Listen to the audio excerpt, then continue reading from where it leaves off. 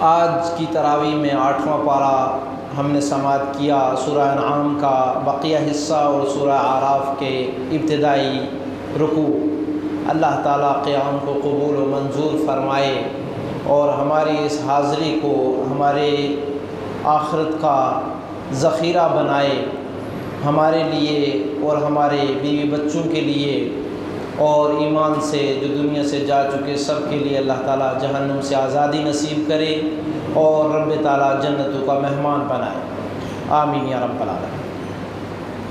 بہت ہی اہم مضامین آج کے دروس کی، اور سب سے پہلا مضمون وہ ہے رسول اللہ صلی اللہ علیہ وسلم کو تسلی، اس بات پر کہ لوگ اللہ کے رسول صلی اللہ علیہ وسلم سے بیجا آ کر جو ہے وہ معجزات طلب کرتے، آپ سے ضد کرتے، آپ کو تنگ کرتے، آپ کو پریشان کرتے۔ عمومی طور پہ داعی کے ساتھ یہی ہوتا ہے، داعی کے ساتھ یہی ہوتا ہے، اس کو اس سے لوگ ضد پکڑ لیتے ہیں، اس کو تنگ کیا جاتا ہے، پریشان کیا جاتا ہے، بیجا سوال کیے جاتے ہیں۔ ہمارے ایک قریبی ہیں، ایک مرتبہ آ کر کہنے لگے شیخ میری بہن کی طبیعت اچھی نہیں ہے، اگر وہ ٹھیک ہو گئی تو ہم اہل حدیث ہو جائیں۔ فَمَن يَعْبُدُ اللَّهَ عَلَىٰ حَرْفٍ، رب تعالیٰ فرماتے ہیں کچھ لوگ اتنے کنجوس اور بخیل ہیں کہ وہ شرطیں لگا لگا کر اللہ کی عبادت کرتے ہیں، شرطیں لگا لگا کر۔ دین کی ضرورت تو ہماری ہے، اللہ کو تو ہماری ضرورت نہیں ہے نا، ہمیں وہ تو الصمد ذات ہے، الصمد بے نیاز، سب سجدے میں پڑ جائیں تو اس کی ربوبیت میں کوئی اضافہ نہیں، سب انکار ہو جائیں تو اس کی اللہ رب العالمین کی بادشاہت میں کوئی کمی نہیں ہے۔ لہٰذا رسول اللہ صلی اللہ علیہ وسلم کو لوگ تنگ کرتے تھے، پریشان کرتے تھے، بیجا مطالبہ کرتے تھے۔ قرآن رب تعالیٰ نے معجزہ کے طور پر دے کر پوری دنیا کو چپ کروا دیا اور یہی کافی بتا دیا، یہی کافی بتا دیا۔ اچھا جی، رب تعالیٰ نے فرمایا وَلَوْ أَنَّنَا نَزَّلْنَا عَلَيْهِمُ الْمَلَائِكَةَ، اے پیارے رسول صلی اللہ علیہ وسلم آپ پریشان نہ ہوں، آپ تنگ نہ ہوں، ان لوگوں کے مزاج کو ہم جانتے، ہم علیم بذات الصدور ہیں، ان کے دلوں میں کیا چلتا ہے، ان کے ذہنوں میں، اور کس غرض سے یہ سوال کرتے ہیں، کس غرض سے یہ سوال کرتے ہیں، یہ سب کچھ ہم جانتے ہیں۔ ان کے مزاج تو ایسے ہو چکے ہیں، اگر ان کے لیے ہم فرشتے نازل کر دیں وَكَلَّمَهُمُ الْمَوْتَى، اور مردے ان سے اٹھ کے باتیں کرنے لگ جائیں کہ ہم نے جہنم بھی دیکھی ہے، جنت بھی دیکھی ہے، یہ عذاب بھی دیکھے، اگر وہ بھی باتیں کرنا شروع ہو جائیں وَحَشَرْنَا عَلَيْهِمْ كُلَّ شَيْءٍ قُبُلٍ، جو بھی چاہتے ہیں وہ سب چیزیں ان کے لیے اکٹھی کر بھی دی جائیں، مَا كَانُوا لِيُؤْمِنُوا مَا كَانُوا لِيُؤْمِنُوا، تب بھی یہ ایمان لانے والے نہیں ہیں، یہ ایمان لانے والے نہیں ہیں، الا ان یشاء اللہ، ہاں اگر اللہ تعالیٰ چاہے، اگر اللہ تعالیٰ چاہے اور کسی کے لیے خیر کا فیصلہ کر دے تبھی ہدایت پا سکتا ہے اور ایمان لا سکتا ہے۔ اچھا، اس مضمون کی آیت ہم نے آگے بھی سماعت کیا، آگے بھی سماعت کی۔ رب تعالیٰ نے فرمایا فَمَن يُرِدِ اللَّهُ بِهِ خَيْرًا، اللہ اگر رب تعالیٰ کسی کے لیے خیر کا فیصلہ کر دیتے ہیں، یشرح صدرہ للاسلام، اس کے سینے کو اسلام کے لیے کھول دیتے ہیں، سینے کی شرح صدری عطا فرما دیتے ہیں، اور جس کو رب تعالیٰ ہدایت نہیں دینا چاہتے ہیں وہ تو اسلام کو اس طرح سے سمجھتا ہے کأنما یصعد فی السماء، جیسے آسمان پر چڑھنا مشکل ہے، آسمان میں چڑھنا جس طرح مشکل ہے اس طرح وہ اسلام کو قبول کرنے سے ڈرتا ہے، اتنا مشکل کام لگتا ہے۔ لیکن جس کے لیے اللہ رب العالمین خیر کا فیصلہ کر دیں، ہدایت دینا چاہیں، اس کو رب تعالیٰ چن لیں تو اس کے سینے کو رب تعالیٰ کھول دیتے ہیں، ہر چیز اس کو اس کی بھلی معلوم ہوتی ہے، ہر چیز کے اندر وہ خیر ڈھونڈتا ہے اور خیر تلاش کرتا ہے، وہ تو جان دینے کو بھی خوشی سمجھتا ہے، جان دینے کو بھی خوشی سمجھتا ہے، سب کچھ لٹ جائے تب بھی خوش ہے، تب بھی خوش ہے۔ میرے بھائیوں، اس طرح سے رب تعالیٰ احکم الحاکمین نے رسول اللہ صلی اللہ علیہ وسلم کو تسلی دی کہ جب تک ہم نہیں چاہیں گے کوئی ایمان نہیں لا سکتا، کوئی نہیں لا سکتا۔ وَلَكِنَّ أَكْثَرَهُمْ يَجْهَلُونَ، اکثر لوگ جو معجزات طلب کرنے والے ہیں یہ جاہل ہیں، جاہلی جھگڑا کرتا ہے۔ صحیح معنوں میں علم رکھنے والا شخص، تھوڑی سی بصیرت والا، عقل و خرد رکھنے والا، اللہ سے ڈرنے والا، ایمان قبول کرنے کی نیت سے سوال کرنے والا، اس کے لیے تو جھگڑا کا کوئی سوال ہی پیدا نہیں ہو سکتا، ضد کرنا تو اس کا مزاج ہو ہی نہیں سکتا، وہ تو اطیعوا اللہ اور اطیعوا الرسول کو اپنا آخری حد اور فیصلہ مانتا ہے۔ بات سمجھ آ گئی نہیں؟ تو جاہل لوگوں سے آپ پرہیز بھی کیجئے، اس طرح بھی رسول اللہ صلی اللہ علیہ وسلم کو اللہ تعالیٰ نے تسلی دی، وَإِذَا خَاطَبَهُمُ الْجَاهِلُونَ قَالُوا سَلَامًا، جب آپ سے جاہل ٹکرا جائے، وہ سوال کرنے لگ جائے، صرف آپ سلام کہیے اور آگے نکل جائیے۔ دوسرا بڑا مضمون یہ تھا کہ کبھی بھی جو ہے کثرت کسی چیز کے حق ہونے کی دلیل نہیں ہے۔ بہت سارے ہیں، ہمارے بہت سارے لوگ ہیں، ہم بہت سارے ہیں، ہمارے پیروکار بہت سارے ہیں، ہمیں تو لوگ بڑے، ہمارے جلسے میں بہت زیادہ لوگ آتے ہیں، اس لیے ہم حق پر ہیں۔ رب تعالیٰ نے فرمایا یہ حق کی دلیل نہیں۔ وَإِن تُطِعْ أَكْثَرَ مَنْ فِي الْأَرْضِ يُضِلُّوكَ عَنْ سَبِيلِ اللَّهِ، اکثریت تو گمراہ کرنے والوں کی ہے، اکثریت تو گمراہ کرنے والوں کی ہے۔ ابھی کوئی ڈھول لے کر روڈ میں کھڑے ہو جائے، 1000 پیچھے جمع ہو جائے گا، اور مسجد میں آنے کے لیے اگر کہہ دیا جائے تو 100 آدمی بھی نہیں آئے گا، 100 آدمی۔ تو میرے بھائیوں، گمراہ کرنے والوں کی جو ہتھ کنڈے ہیں، جو ان کے سسٹم ہیں، جو ان کی چالیں ہیں، وہ زیادہ ہیں اور وہ لوگ بھی زیادہ ہیں، لہٰذا یہ معیار نہیں ہے، معیار یہ نہیں ہے، معیار دلیل ہے۔ عمر رضی اللہ تعالیٰ عنہ فرمایا کرتے تھے الحق مع من ادلہ، حق اس کے پاس ہے جس کے پاس دلیل ہے۔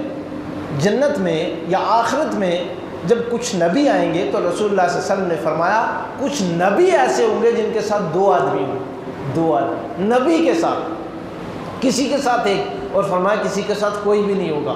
وقت کے نبی کو نہیں مانا گیا، نبی کو۔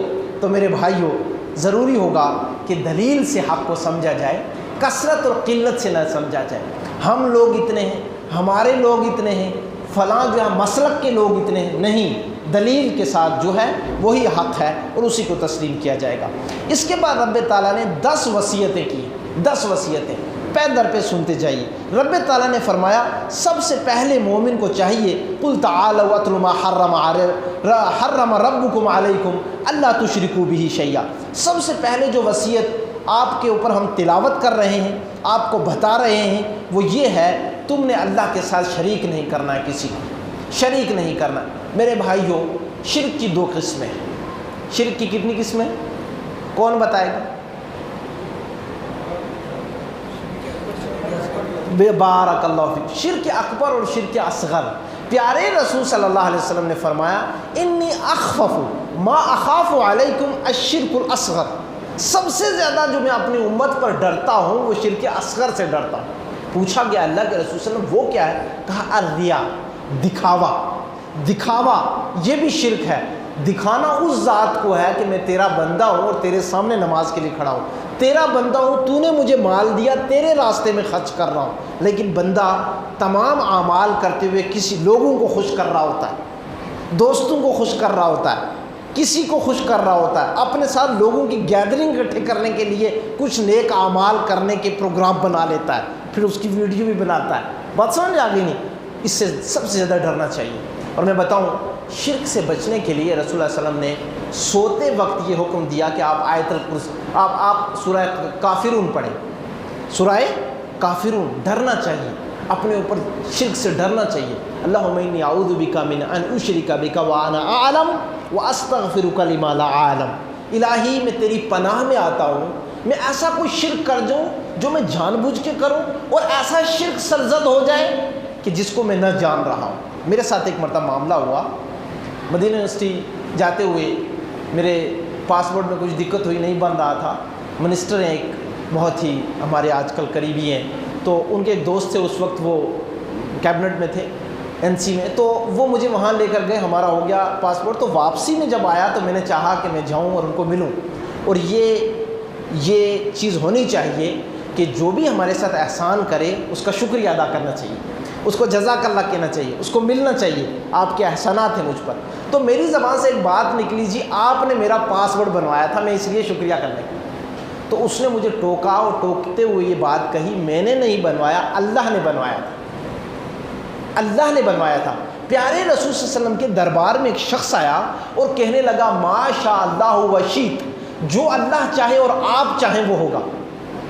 تو رسول اللہ صلی اللہ علیہ وسلم نے فرمایا تو نے تو شرک کر دیا، اجعلت للہ ندا وهو خلق، اس اکیلی ذات نے تجھے پیدا کیا اور تو نے مجھے اس کا پارٹنر بنا دیا، شریک بنا دیا۔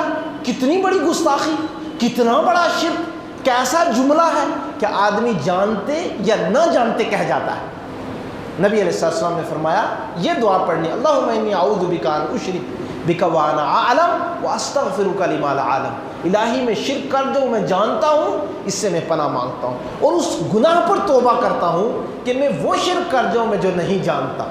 میرے بھائیوں، ہر طرح سے شرک سے دور رہنا چاہیے اور اپنے الفاظ میں اصلاح پیدا کرنی چاہیے، جس طرح پیارے رسول صلی اللہ علیہ وسلم نے پھر اس صحابی کی اصلاح کی اور کہا قل ما شاء اللہ وحدہ، یہ کہو جو اکیلا اللہ چاہے گا وہ ہوگا۔ آپ کسی کا شکریہ ادا کرنا چاہتے ہیں، آپ کہیے اللہ تعالیٰ نے آپ سے یہ کام لے لیا، میں آپ کا شکریہ ادا کرنے آیا ہوں، اللہ تعالیٰ نے آپ سے یہ کام لیا، میرے یہ ضرورت تھی تو میں آپ کا شکریہ ادا کرنے آیا ہوں۔ میرے بھائیوں، کبھی بھی اللہ کی شان میں گستاخی کے الفاظ نہ نکل جائے جو اللہ کو ناپسند۔ دوسری نصیحت اور دوسری وصیت وہ یہ ہے میرے بھائیوں کہ ماں باپ کے ساتھ اچھا سلوک کرنا، ماں باپ کے ساتھ اچھا سلوک کرنا، اس پر میں آپ سے پہلے بھی بات کر چکا ہوں۔ ہمیشہ ان سے بھلی بات، پیاری بات، میٹھی بات اور میٹھا لہجہ، الفاظ بھی اچھے اور لہجہ بھی اچھا۔ اس کے بعد اولاد کو قتل نہیں کرنا ہے، اولاد کو قتل نہیں کرنا ہے، یہ تیسری نصیحت۔ وَلَا تَقْتُلُوا أَوْلَادَكُم مِّنْ إِمْلَاقٍ، اولاد کو قتل کرنا عظیم گناہ، عظیم گناہ، اور اس سے بڑا گناہ یہ ہے کہ بندہ روزی کے ڈر سے قتل کر دے۔ بھائی میں تو غریب آدمی ہوں، کہاں سے کھلاؤں گا؟ ماں کے رحم میں قتل کر دیا یا زندہ ہونے کے بعد قتل کر دیا، نعوذ باللہ۔ رب تعالیٰ فرماتے ہیں نحن نرزقکم وإیاہم، تمہیں بھی تو ہم ہی دیتے ہیں اور ان کو بھی ہم دیتے ہیں۔ اور دوسری جگہ فرمایا نحن نرزقہم وإیاکم، ان کو بھی تو ہم دیتے ہیں اور تم کو بھی ہم دیتے ہیں۔ وفی السماء رزقکم وما توعدون، آسمانوں پہ ہم نے روزی رکھی ہے اور ہم نے وعدہ دیا ہے کہ ہم تمہیں روزی دیں گے، ہم تمہیں روزی دیں گے۔ سبحان اللہ۔ میرے بھائیوں، کبھی بھی اللہ رب العالمین ہم سب کی حفاظت فرمائے۔ بچوں کو قتل کرنے والے ہاسپٹل کے اندر، کہیں پر بھی معاشرے کے اندر، ان تمام برائیوں پر قابو پانے کی ضرورت ہے، اور جو لوگ اس ذہنی بیماری کا شکار ہو چکے ہیں ان کو سمجھانے کی ضرورت ہے۔ اللہ تعالیٰ ہمیں گناہوں سے دور رکھے۔ اسی طرح میرے بھائیوں، برائیوں سے اجتناب کرنے کے لیے کہا گیا، یہ چوتھی نصیحت، وَلَا تَقْرَبُوا الْفَوَاحِشَ مَا ظَهَرَ مِنْهَا وَمَا بَطَنَ، گناہوں کے قریب مت جاؤ، چھپ کر بھی اور ظاہر بھی۔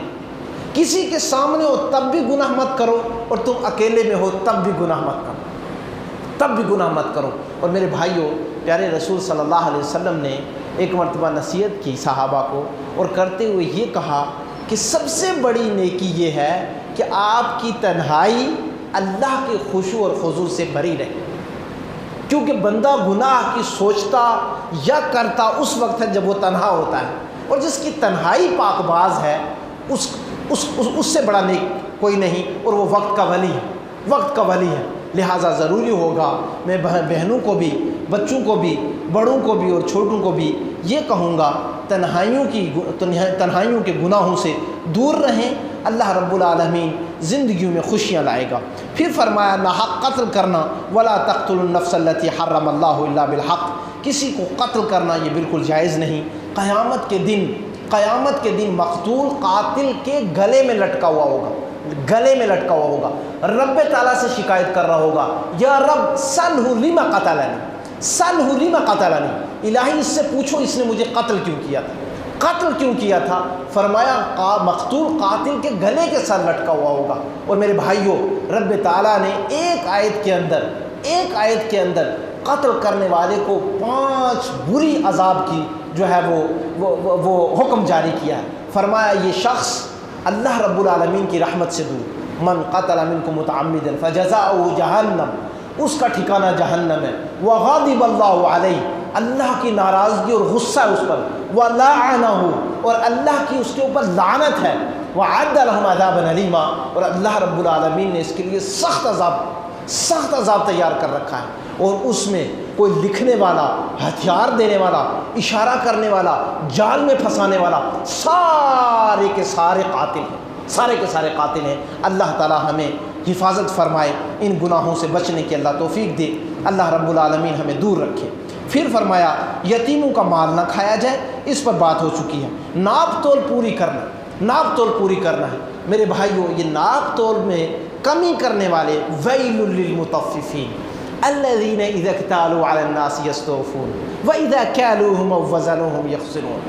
ان سے بڑا برباد شخص کون ہو سکتا ہے کہ جو ناپ تول کے وقت پیسے تو پورے لے، پورا ریٹ، لیکن وَإِذَا كَالُوهُمْ أَوْ وَزَنُوهُمْ يُخْسِرُونَ، وزن کریں یا ماپ کریں تو دونوں کے اندر خسارہ کریں، لینے والے گراہک کا، کسٹمر کا خسارہ کریں، اور پیسے لینے کے وقت پورے لے لیں۔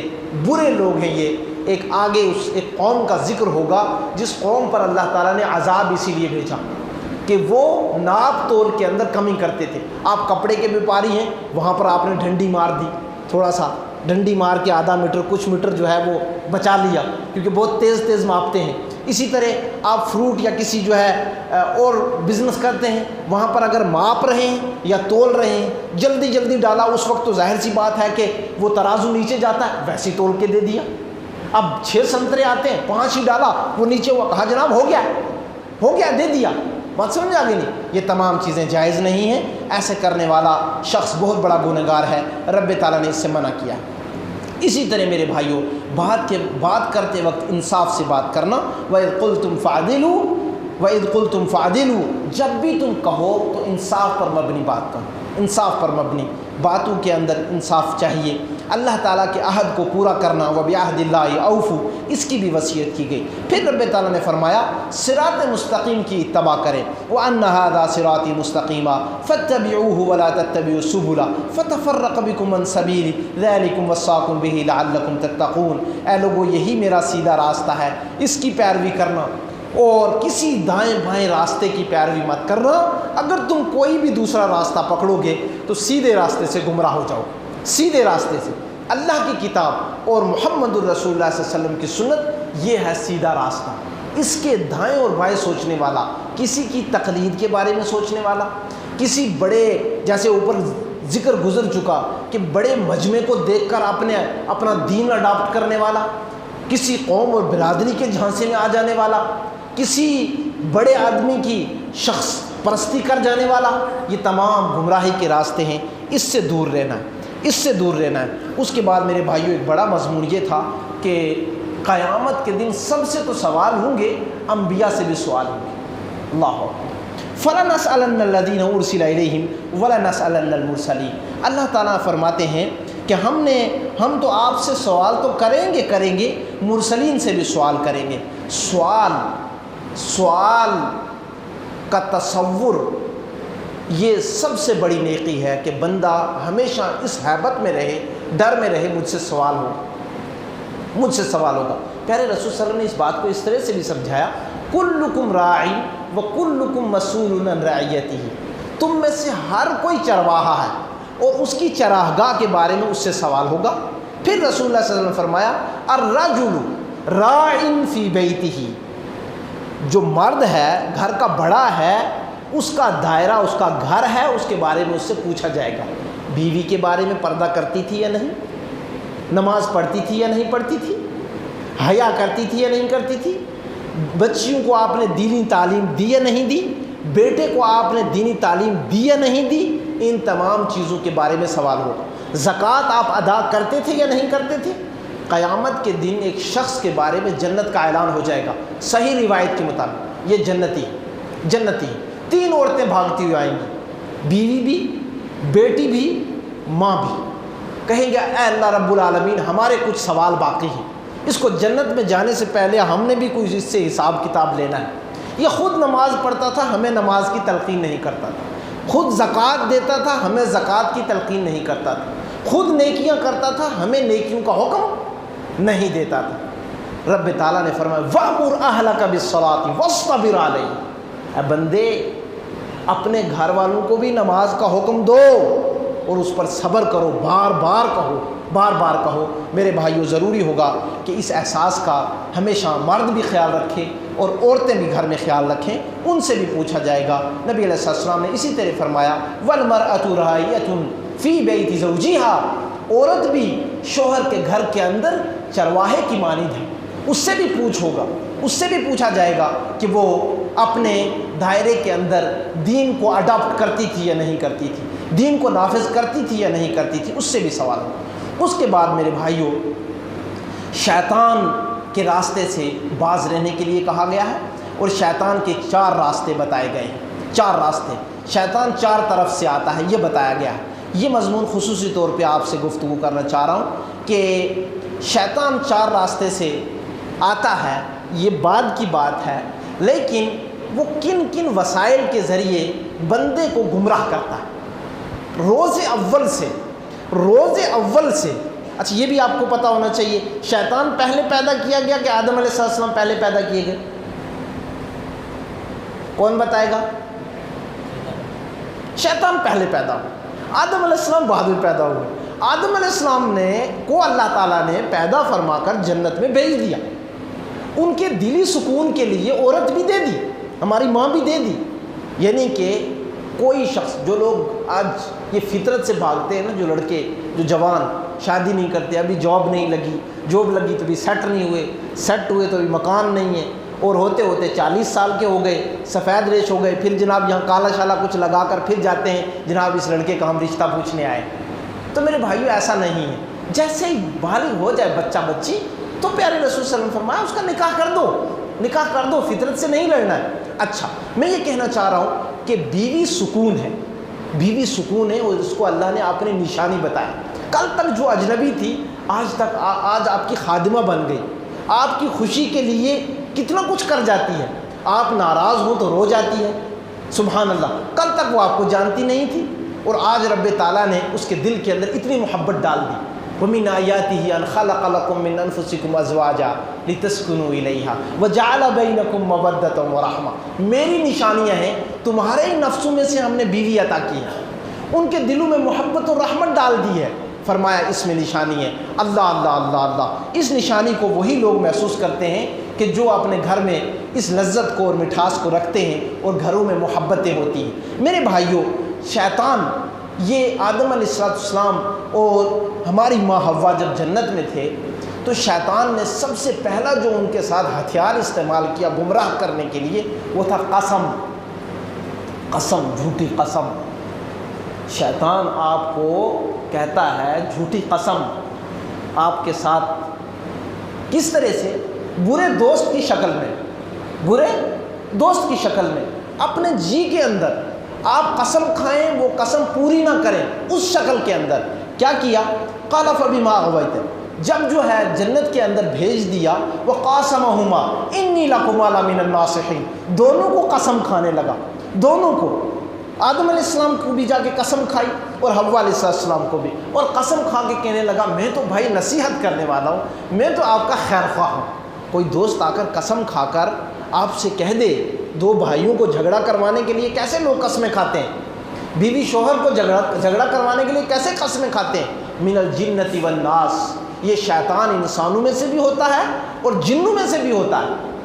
انسانوں میں سے بھی وہی شیطان ہے جو شیطانی کام کرتا ہے معاشرے کے اندر، دونوں کو جھگڑا کرواتا ہے اور قسمیں کھا کر یہاں بھی شیطان نے قسم کھائی اور قسم کھا کے کہنے لگا میں تو آپ کا نصیحت کرنے والا ہوں، آپ چلو اور تھوڑا سا چکھ لو۔ اس لیے نہیں اللہ نے منع کیا کہ جو ہے آپ کو کوئی نقصان ہوگا، بس آپ ہمیشہ اس میں رہ جاؤ گے، اس لیے جو ہے منع کیا۔ جیسے ہی انہوں نے قسم کھائی تو جیسے ہی انہوں نے اس کو چکھا تو رب تعالیٰ نے جنت کا لباس اتار دیا، اور لباس پر بھی بات کریں گے آج، اور رب تعالیٰ نے جنت سے نکال دیا، کیونکہ جنت گنہگاروں کی جگہ نہیں ہے، وہاں تو پاک لوگ رہیں گے، لہٰذا وہاں گناہ ہو جانا گویا پھر جنت سے نکلنا ہے۔ اچھا، دوسرا بڑا ہتھیار جو ہے وہ شیطان کا یہ ہے کہ شیطان امیدیں دلاتا ہے، وَلَا أُمَنِّيَنَّهُمْ وَلَا آمُرَنَّهُمْ وَلَا يُغَيِّرَنَّ خَلْقَ اللَّهِ۔ کیا کرتا ہے؟ امیدیں دلاتا ہے، کل نماز پڑھ لیں گے، کل سے پکا نمازی، آج نہیں جا پاؤں گا، کہتا آج کپڑے صاف نہیں ہے۔ ایک دن میری ایک جوان سے بڑی بحث ہوئی، کہتا میرے کپڑے صاف نہیں۔ میں نے کہا تو کوئی عورت ہے تیرے کپڑے صاف نہیں؟ کپڑے بدل کر آ جا، غسل کر کے آ جا، وضو کر کے آ جا۔ میرے بھائیوں، اس طرح امیدیں دلاتا ہے، اس سال روزے نہیں رکھیں گے، آئندہ سال رکھیں گے، آج خرچ نہیں کریں گے، بعد میں کر لیں گے، آج تھوڑا سا ٹائٹ چل رہا ہے، مکان کا کام ہے تب ٹائٹ چل رہا ہے، بزنس ٹھنڈا ہے تب ٹائٹ چل رہا ہے۔ اس طرح سے شیطان امیدیں دلاتا ہے، اور کیا کرتا ہے؟ غریبی کا خوف دل میں بٹھاتا ہے، غریبی کا خوف۔ کس طرح سے؟ الشیطان یعدکم الفقر وَيَأْمُرُكُمْ بِالْفَحْشَاءِ، یہ تمام قرآن کی آیتیں پڑھ رہا ہوں آپ کے سامنے کہ شیطان آپ کو ڈراتا ہے غریبی سے، اللہ کے راستے میں خرچ کرے گا۔ بھائی یہ پیچھے اتنی بڑی لسٹ یاد کرواتا، آپ کے ذہن میں وسوسے میں ڈالتا ہے، اتنے خرچے، اتنے خرچے، اتنے قرضے، اتنے قرضے، اتنے ارے کیوں دے رہا ہے؟ اور وَيَأْمُرُكُمْ بِالْفَحْشَاءِ، برائی کا تو حکم دیتا ہے، حکم دیتا ہے، سود لے لے، چوری کر لے، رشوت لے لے، ڈاکہ مار لے، لیکن کر لے، کر لے۔ وہاں کوئی غریبی کا ڈر نہیں دلاتا، لیکن اللہ کے راستے میں خرچ کرنے میں غریبی کا ڈر، یہ دوسرا راستہ۔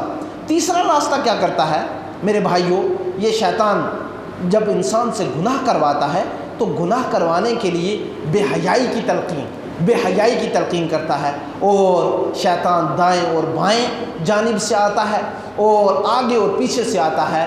شیطان کا ذکر کرتے ہوئے رب تعالیٰ نے یہ نہیں فرمایا کہ اوپر سے آتا ہے، کیونکہ اوپر سے اللہ کی رحمت آتی ہے۔ شیطان یہاں سے حملہ نہیں کر سکتا، یہاں سے ادھر سے کرے گا، ادھر سے کرے گا، ادھر سے کرے گا اور ادھر سے کرے گا، اتنے طرح سے آئے گا۔ اور رب ذوالجلال کی قسم کھا کر اس نے کہا میں اس طرح سے آؤں گا اور اس طرح سے گمراہ کروں گا، اور فرماتا اور کہتا ہے شیطان وَلَا تَجِدُ أَكْثَرَهُمْ شَاكِرِينَ، اتنا گنہگار کروں گا ان کو، اتنا گنہگار کروں گا کہ بہت کم لوگ شکر گزار بچیں گے، سارے گلے شکوے والے ہوں گے، نہ شکرے، کھا کر بھی کہتا کچھ نہیں کھایا، پی کر بھی کہتا کچھ نہیں پیا، سو کر بھی کہتا اچھی نیند نہیں آئی، کاروبار ماشاءاللہ بینک بیلنس ہونے کے باوجود بہت غریب۔ فَلَا تَجِدُ أَكْثَرَهُمْ شَاكِرِينَ، رب تعالیٰ سے خود کہتا ہے شیطان اتنا گمراہ کروں گا، اتنا گمراہ کروں گا، بہت کم لوگ شکر گزار بچیں گے، سب نافرمان، سب ناشکرے۔ اللہ تعالیٰ ہم سب کو بچائے، اللہ تعالیٰ ہم سب کو بچائے۔ میرے بھائیوں، یہاں ساتھ میں ذکر کر دوں کہ گناہ کا اثر سب سے پہلے جو پڑتا ہے وہ ڈریس پر، لباس پر پڑتا ہے، کیونکہ شیطان نے جب جو ہے آدم علیہ السلام، ہماری ماں حوا علیہ السلام کو جو ہے گناہ میں ڈال دیا، تو سب سے پہلے جو نعمت چھینی وہ لباس تھا۔ آدم علیہ السلام کا سب سے پہلا کیا چھن گیا؟ لباس چھن گیا۔ ہاں، جب بھی انسان گناہ کرتا ہے اس کا لباس ٹائٹ، لڑکیوں کا ٹائٹ، برقع پہنتی ہے پھر بھی ٹائٹ دکھ رہا، سب کچھ دکھ رہا ہے۔ لڑکا ہے جیسے دیکھو اس کی کٹنگ خراب ہونے لگ گئی ہے، اس کے کپڑے ٹائٹ ہونے لگ گئے، آپ سمجھ لیجئے یہ گناہ کر رہا ہے، واقعتاً یہ گندی فلمیں دیکھ رہا ہے یا کسی برا ساتھ کا شکار ہو چکا ہے، کچھ نہ کچھ برا کر رہا ہے، تبھی اس کا ڈریس چینج ہوا ہے۔ اسلامی لباس سے جب مرد یا عورتیں نفرت کرنے لگ جائیں اور وہ لباس پہننے لگ جائیں کہ جو شیطانی لباس ہے، شیطانی لباس، سمجھ لیجئے کہ اس کی زندگی میں گناہ آ گیا۔ دوسرا بڑا اثر پڑتا ہے اس کے چہرے پر، اور اس کی مثال بعد میں دوں گا ابھی کیونکہ وقت کم ہے، آگے بھی مضمون لے کر جانا ہے۔ میرے بھائیوں، اللہ تعالی ہمیں بچائے گناہوں سے، لہٰذا جو ہے شیطانی عمل اور شیطانی جو کام اور شیطانی جو طریقے ہیں ان پر بات ہو رہی تھی، ان کو سمجھنا اور اپنے علم میں لانا بے حد ضروری ہے۔ رب تعالیٰ نے ہمیں ڈرایا، سمجھایا اور یہ بات کہی کہ شیطان تمہارا کھلا دشمن ہے۔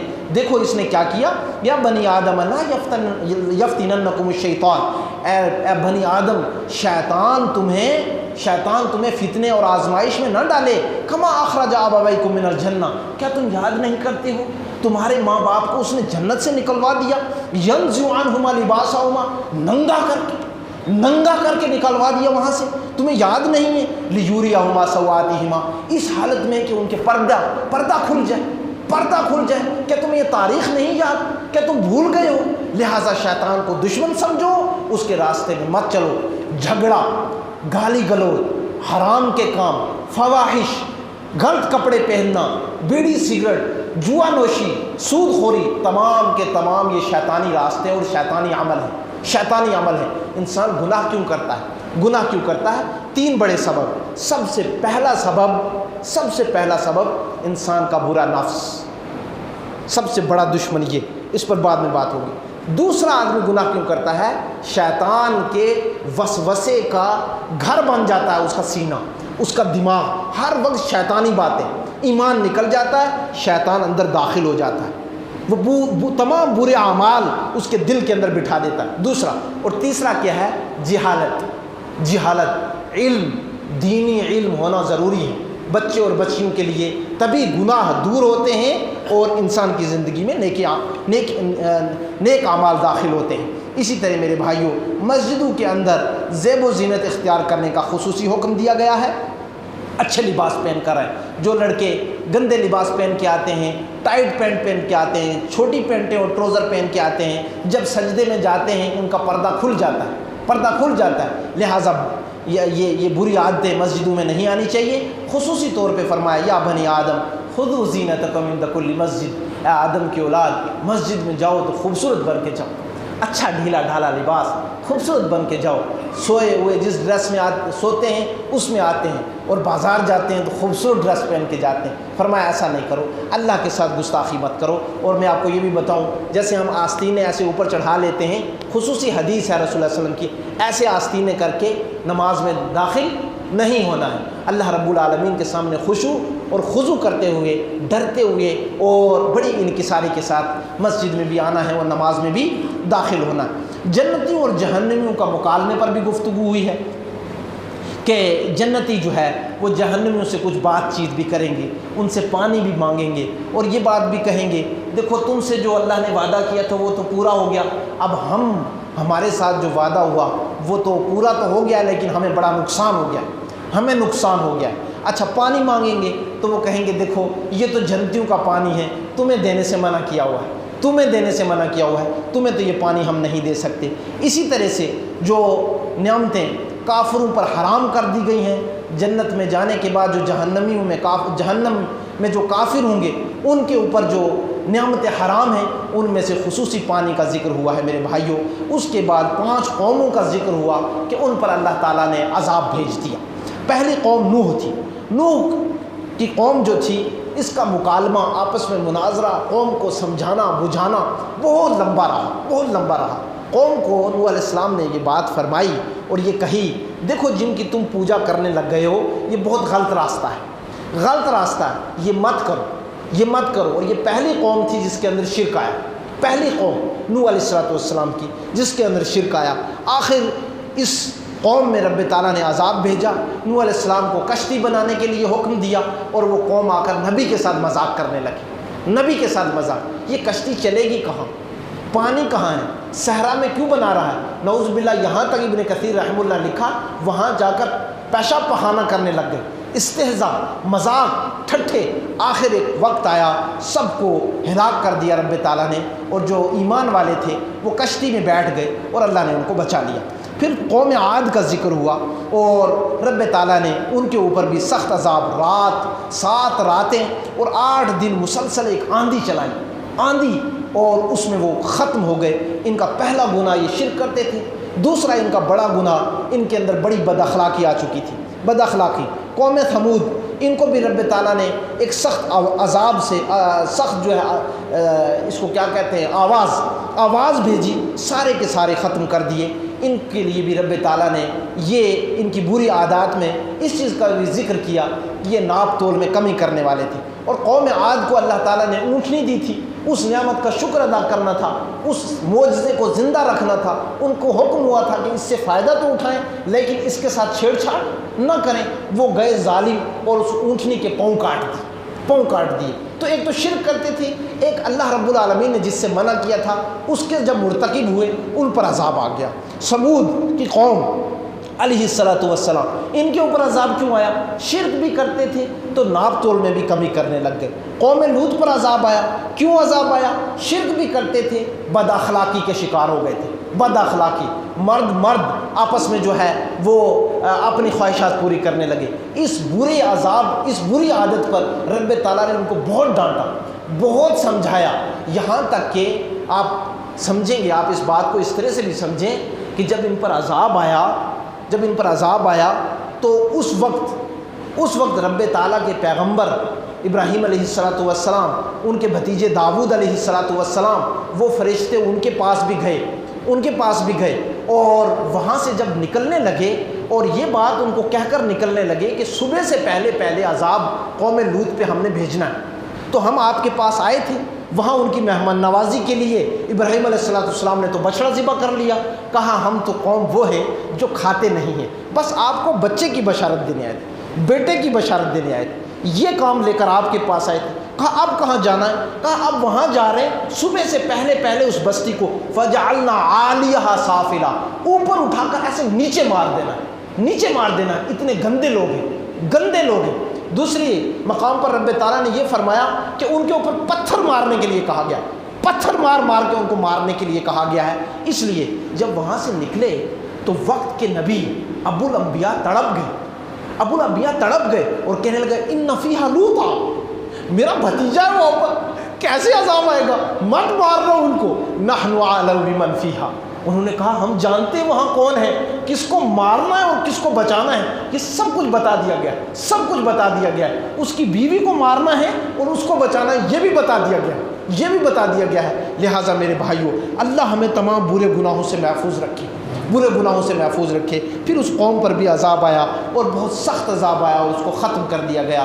میں آپ سے اور اپنے آپ کو یہ بات کہوں گا اور پوری امت مسلمہ کو، اپنے بھائیوں اور بہنوں کو آج کے درس کے اندر خصوصی طور پہ گناہوں سے بچنے کی تلقین، ایک ایک کر کے نصیحت، پہلے رب تعالیٰ نے نصیحت کی شکل میں، پھر رب تعالیٰ نے واقعات کی شکل میں لوگوں کے سامنے یہ بات رکھی، گناہوں سے دور رہیے، شیطانی راستوں سے دور رہیے، ہدایت کے راستے پر اخلاقیات کو اپنائیں، برے اخلاق سے دور رہیں، برے حلال اپنائیں اور حرام سے دور رہیں، حرام سے دور رہیں۔ میرے بھائیوں، ان تمام چیزوں پر مفصل گفتگو ہوئی، دعا گو اللہ رب العالمین سے اس کے اسماء و حسنہ کا وسیلہ دے کر اللہ تو ہدایت کی دولت سے نواز دے۔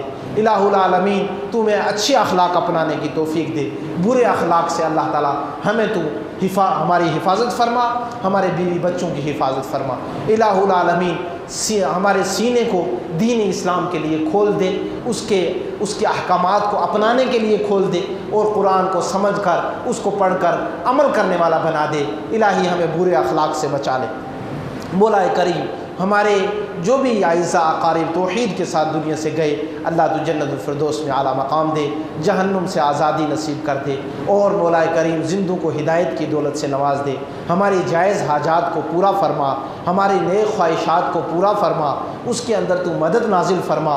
الہ العالمین ہمیں عزت میں رکھنا، دشمنوں کے سامنے ہماری بےزتی نہیں کرنا، اللہ تعالیٰ تو ہمیں بےزتی سے بچا لینا۔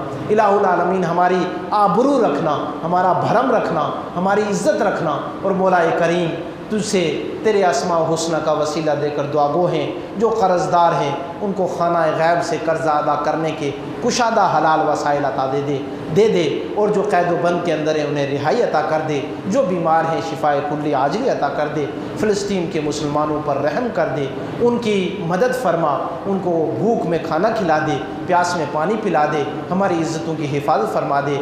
آمین وصلی اللہ نبی الکریم۔ سبحانک اللہم و بحمدک اشہد ان لا الہ الا انت استغفرک و اتوب الیک۔